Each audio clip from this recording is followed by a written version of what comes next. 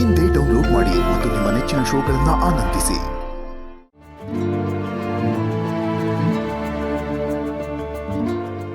Husband ಯಾಕೆ ಬೆಳಗ್ಗೆನೆ ದಿಸಂಗ್ message ಮಾಡ್ತಿದ್ದಾರೆ?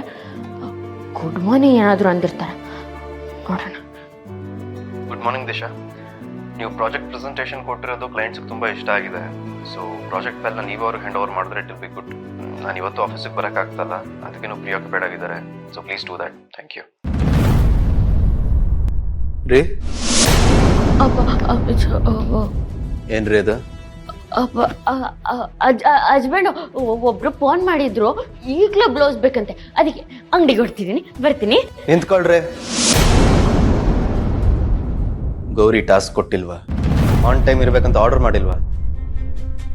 ಈಗ ಅಂಗಡಿಗೆ ಹೋಗ್ತಿದ್ದೀನಿ ಅಂತ ಹೇಳ್ತಿದ್ದೀರಲ್ಲ, ಟಾಸ್ಕಲ್ಲಿ ಸೋತ್ರೆ ಏನಾಗುತ್ತೆ ಅನ್ನೋದು ಗೊತ್ತಿದೆ ತಾನೆ? ಮನೇಲಿ ನೋಡಿದ್ರೆ ಮೇಡಮ್ ಟಾಸ್ಕ್ ಅಂತ ಹೇಳ್ತಿದ್ದಾರೆ, ಇವ್ರು ನೋಡಿದ್ರೆ ನೀವೇ ಫೈಲ್ ಕೊಡಬೇಕು ಅಂತ ಮೆಸೇಜ್ ಕಳಿಸಿದ್ದಾರೆ. ಏನು ಮಾಡಲಿ, ಯಾಕಾದ್ರೂ ದಿಸ ಆದ್ನು ಅಂತ ಅನಿಸ್ತಿದೆ. ರೀ, ಟಾಸ್ಕಲ್ಲಿ ಸೋತ್ರೆ ಏನಾಗುತ್ತೆ ಅನ್ನೋ ಪರಿಜ್ಞಾನ ಇದೆಯಾ? ಯೋಚನೆ ಮಾಡಬೇಡಿ ಹಸ್ಬೆಂಡು, ನನಗೋಸ್ಕರ ಪೂಜೆ ಎಲ್ಲ ಮಾಡ್ಸ್ಕೊಂಡು ಬಂದಿದ್ದೀರಾ ಅಂದರೆ ನಾನು ಗೆಲ್ಲದೆ ಇರ್ತೀನ? ಯಾವುದೇ ಕಾರಣಕ್ಕೂ ಸೋಲ, ಮತ್ತೆ ಈ ಮನೆ ಬಿಟ್ಟು ಹೋಗಲ್ಲ. ಬಾಯಿ ಮಾತಲ್ಲಿ ಹೇಳ್ದಷ್ಟು ಈಸಿ ಅಲ್ಲ ಮಾಡಿ ತೋರಿಸೋದು. ಬ್ಲೌಸ್ ನಾಳೆ ಕೊಡ್ತೀನಿ ಅಂತ ಅದು ಯಾರು ಫೋನ್ ಮಾಡಿದ್ರಲ್ಲ ಅವ್ರಿಗೆ ಫೋನ್ ಮಾಡಿ ಹೇಳಿ. ಅಯ್ಯೋ, ಹಂಗೆ ಮಾಡೋಕ್ಕಾಗಲ್ಲ ಹಸ್ಬೆಂಡು, ನೀವೇನು ತಲೆ ಕೆಡಿಸ್ಕೊಬೇಡಿ. ಅಜ್ಜಿ ಹೇಳಿದ ಟೈಮ್ಗೆ ನಾನು ವಾಪಸ್ ಬಂದ್ಬಿಡ್ತೀನಿ.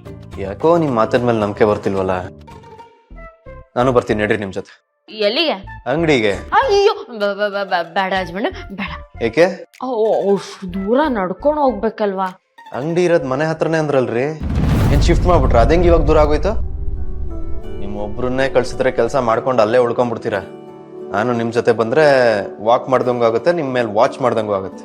ಅಯ್ಯೋ, ಇಂಥ ಹೊತ್ತಲ್ಲಿ ನೀವು ನಡಿಬಾರ್ದು ಹಸ್ಬೆಂಡು, ಮನೇಲೆ ಕೂತು ರೆಸ್ಟ್ ಮಾಡ್ಬೇಕು. ನಾನು ಬರ್ತೀನಿ. ಹಸ್ಬೆಂಡು, ಈಗ ನನ್ನ ಮಾತು ಕೇಳ್ತಿರೋ ಇಲ್ವೋ? ಏನ್ ಕೋಪ ಮಾಡ್ಕೋತಾ ಇದ್ದೀರಾ?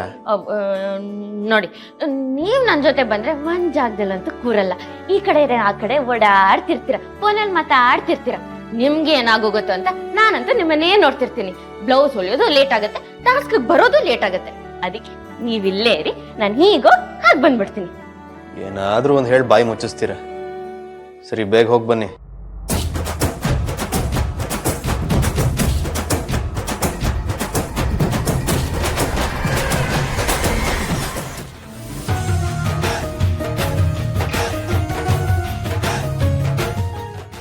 ಅದೇನ್ ಚಿಕ್ಕಪ್ಪ?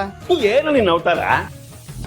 ಏಯ್ ಕಳ್ಳ, ಯಾರಿಗೂ ಗೊತ್ತಿಲ್ಲ ಹಾಗೆ ಹೆಂಡತಿಗೆ ಎಳ್ಳಿ ಅಂತ ಹೋಗಿ ಪೂಜೆ ಮಾಡಿಸ್ಕೊಂಡ್ ಬಂದ್ಯಾ?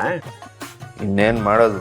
ನೆನೆ ನೋಡ್ಲಿಲ್ವಾ, ಅಜ್ಜಿ ಮುಂದೆ ಟಾಸ್ಕಲ್ಲಿ ಸೋತ್ರ ಮನೇನೆ ಬಿಟ್ಟು ಹೋಗ್ತೀನಿ ಅಂತ ಹೇಳ್ಬಿಟ್ರು ಇವರು.